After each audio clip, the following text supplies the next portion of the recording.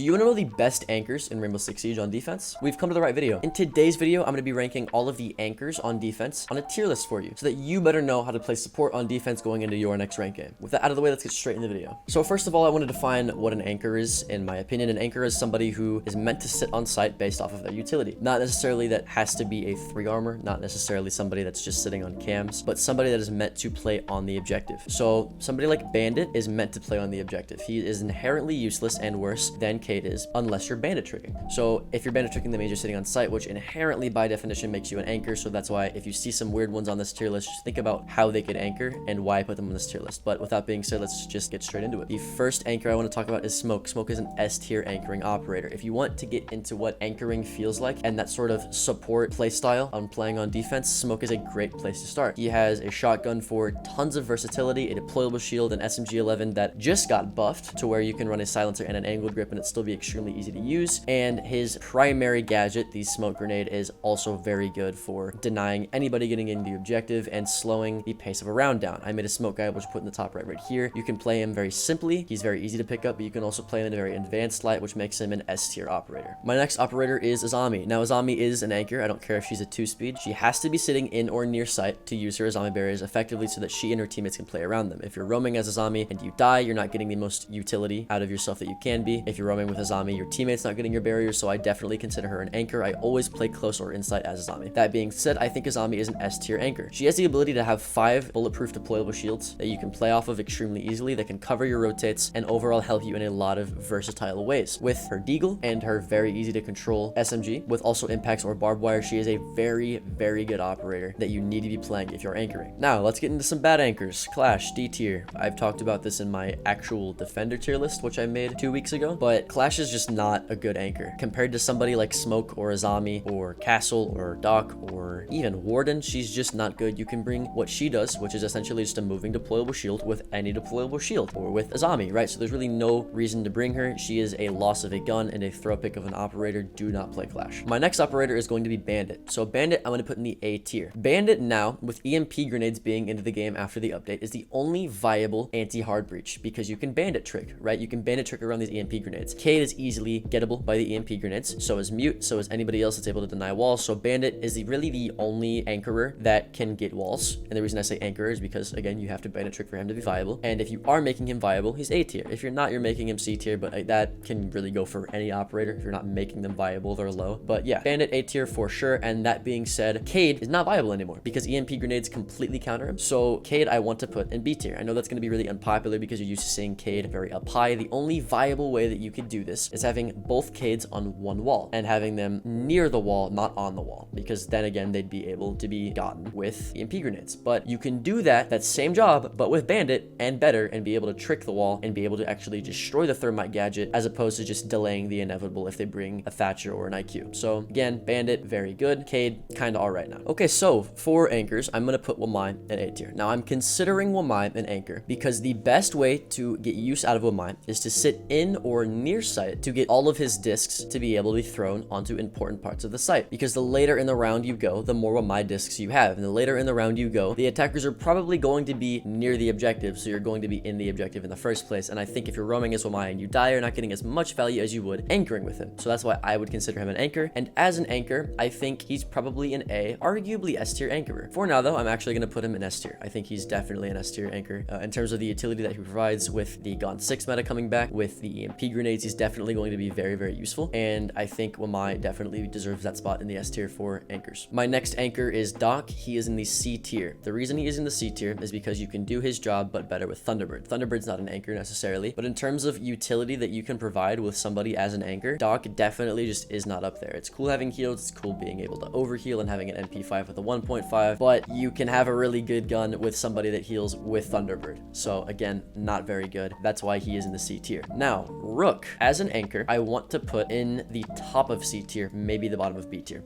Now, the reason I'm not putting him in the same category as Doc is just because of the 2x sight and the self-revive that he provides. It's not all that good, but if you're anchoring with him, which means you're just holding very long angles and you're playing with him correctly, he can be okay. But if we're putting someone like Cade in the B tier, I have to, by law, put Rook below him in the C tier. It just makes sense. I don't want to put Rook and Cade in the same fucking tier. I already made you mad enough with Cade and B tier, so I'll do you the serve as a put in C. With that being said, my next operator is going to be Mute, and he's going to be put in the S tier. With the MP5 losing his 1.5 times scope, I think people are going to start running the shotgun SMG 11 combo. And with that being said, you have so much versatility with that loadout, not even just in sight setup, but in terms of like actual gunfight versatility, you have a lot there as well.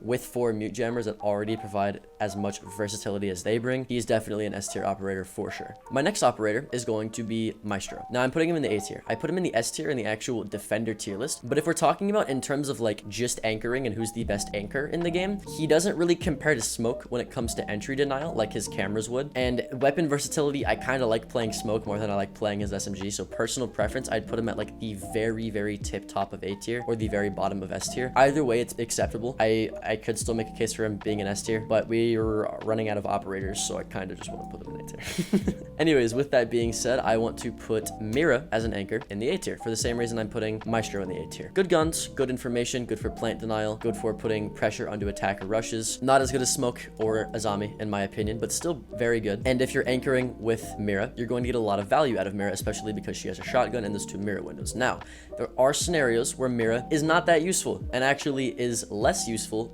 than she is useful and gets in the way of your team and hinders your team more than not. Maps like Coastline, great example of a terrible Mira map except for the kitchen bomb site, right? So things like that, be thinking about where you place Mira. She's more situational than she is like a constantly good A tier pick, but you know, she's A tier. Going into Tachanka, I'm going to put in the B tier. Tachanka is not that good. If you want to do what Tachanka does, you can do with Smoke, but better. He is a good counter to Maverick in terms of like you being able to shoot Shumika launchers through the holes, so he can't stand and do Maverick stuff, but you can do the same thing with Smoke as well. Now, he does bring more fire than Smoke, so that is actually more viable for Maverick counter, but if you're talking about actual versatility, sight setup, yes, he does have the LMG, but the Smoke player has shotgun. The Smoke player also brings a deployable shield just like Tachanka does, and the Smoke canisters have a wider range of effect and last longer than Tachanka does, so I think Smoke is always just going to be better than Tachanka, and for that reason, I'm putting him in the B tier. Now, the same reason, everything I just talked about for Tachanka, the same reason I'm putting Tachanka in B tier is the same reason I'm putting Goyo in B tier.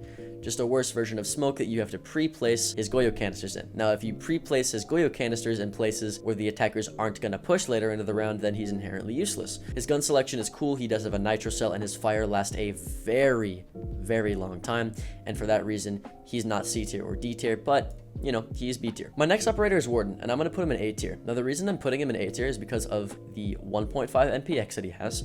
He has a deployable shield, and he's always going to be inherently useful because the enemy team is typically always going to have flash grenades or smoke grenades that he could counter. And because of the Ying buff and the Sense buff and the Glass buff, we are kind of in a rush meta. If, you know, you're losing trying on the roam clear, a lot of teams will just go, hey, let's try rushing. And then you just bring a Warden because you know you've been doing so well. So Warden A tier for sure because of that deployable shield. If he didn't have that deployable shield, that man is a fucking C tier operator. His deployable shield is saving him, but for now, I think he's definitely an A tier pick. My next operator is Aruni, and Aruni I want to put in the S tier. The reason I put Aruni in the S tier, and I like Aruni so much, is because she has an infinite amount of sight setup with her fists, but she also has an infinite amount of grenade denial with her Aruni gates being reactivatable. Her loadout is great with that P10 Roni and the DMR.